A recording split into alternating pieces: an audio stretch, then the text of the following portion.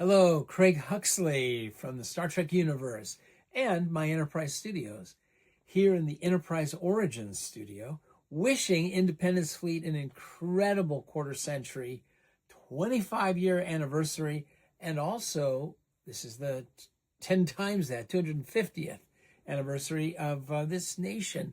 Hey, listen, I am so glad. I was asked to explain the origins of my blaster beams. Here's one, along with the microtonal clavichord and the microtonal keyboard that I came up with a dear friend of mine that Bob Moog built for us in the early days of the Moog synthesizer. And the tubulons here, 53 tones per octave. That gives you some more nuance, the kind of stuff us Trek fans love, thoughtful nuance and positive energy. Let me hand this to Fiona. My beautiful daughter Fiona is joining me to the STLV this August, 5th through 9th, and we will be there all 5 days teaching whoever wants to learn how to play the blaster beam. We're going to do warp speed training. Here we go. When I composed the actual cues for Genesis Project, that was in, of course, Wrath of Khan, Search for Spock, and even Voyage Home. Here's where I have two blaster beams.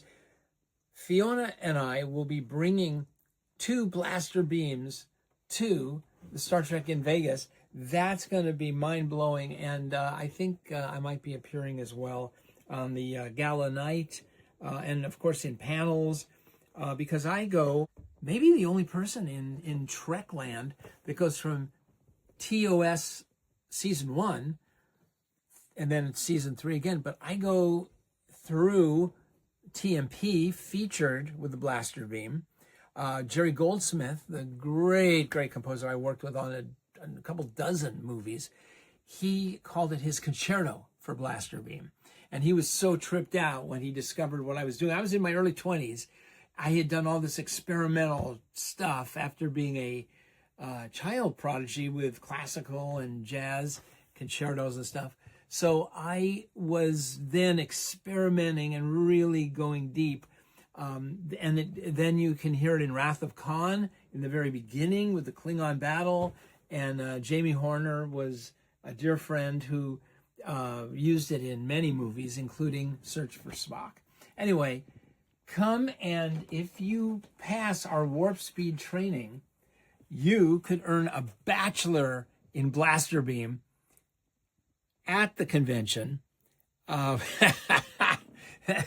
It's quite a task, but we have come up with some really trippy ways to help you speed through it. Speaking of warp speed, this is a fabulous, the Blu-ray that was released in 22 or 23 of the remix and re-output all the visuals. Incredible job.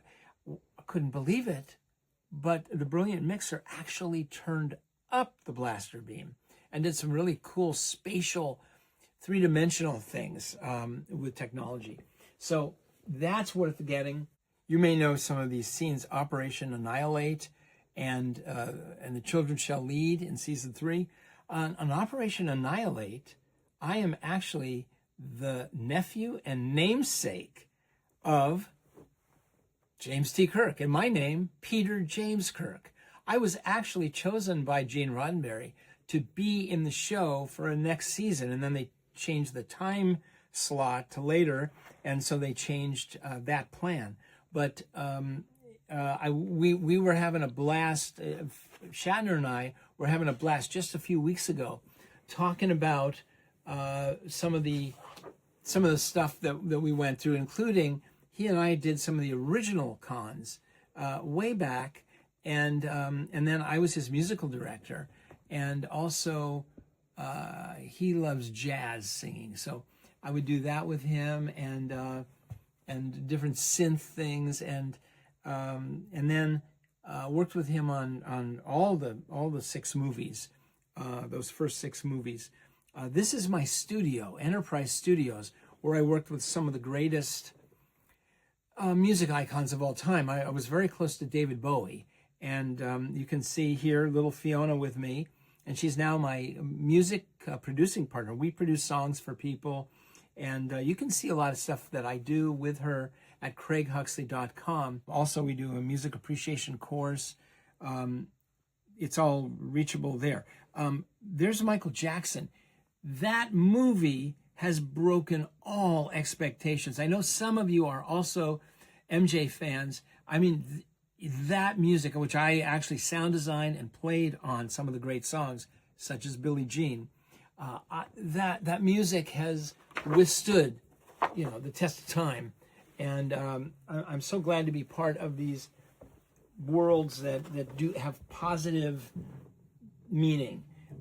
Here's something you might recall.